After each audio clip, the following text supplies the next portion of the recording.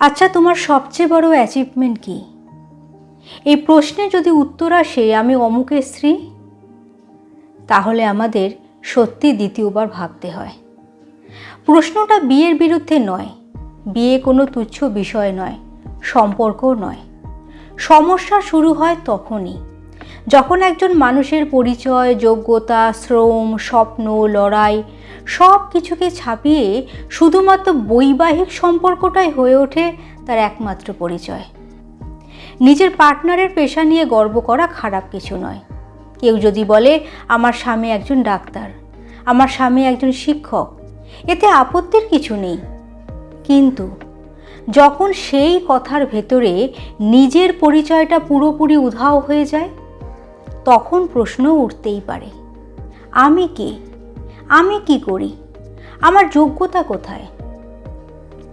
একটা মেয়ের জীবনে বিয়ে আসতে পারে, নাও পারে আসতে, সেটা তার ব্যক্তিগত সিদ্ধান্ত। কিন্তু বিয়ে কখনোই কোনো মানুষের চূড়ান্ত অ্যাচিভমেন্ট হতে পারে না। বিয়ে জীবনের একটি অধ্যায়, পুরো বই নয়। যদিও যে সমাজ মেয়েদের ছোটবেলা থেকে শেখায় ভালো করে পড়াশুনো করো যাতে ভালো জায়গায় বিয়ে হয়, সেই সমাজেই মেয়েদের পরিচয়টা ধীরে ধীরে সংকুচিত হয়ে আসাটাই স্বাভাবিক। কিন্তু এর ফল কি?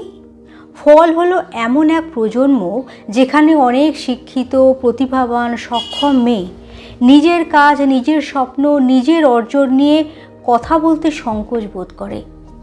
অথচ সেই মানুষই সোশ্যাল মিডিয়ায় দিব্যি ঘোষণা করে দেয় তার স্বামী কোন অফিসে কাজ করেন, কোন প্রজেক্টে যুক্ত, কতটা বিজি।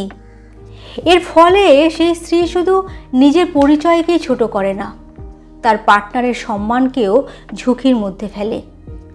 কারণ মানুষের চোখে পার্টনারের সাফল্য তখন এক ধরনের সামাজিক প্রদর্শনী হয়ে দাঁড়ায়।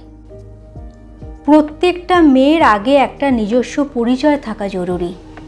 তারপরে আমি একজন শিক্ষার্থী, কর্মজীবী, শিল্পী, উদ্যোক্তা, গৃহিণী, লেখক, যেই হই না কেন। এবং তার অনেক পরে আসে আমি কারো স্ত্রী। এই ক্রমটা খুব গুরুত্বপূর্ণ, আর এই ক্রমটাই আত্মসম্মান তৈরি করে। নারীর ক্ষমতায়ন মানে শুধু চাকরি করা নয়, ক্ষমতায়ন মানে নিজের পরিচয় সম্পর্কে সচেতন হওয়া, নিজের যোগ্যতাকে চিনতে পারা, নিজের শ্রমকে মূল্য দিতে শেখা। ঘর সামলানোর কাজকে আমি কিছুই করি না বলে উড়িয়ে দেওয়া, আবার আমি অমুকের স্ত্রী বলে গর্ব করা। এই দ্বন্দ্বটাই সবচেয়ে ভয়ঙ্কর।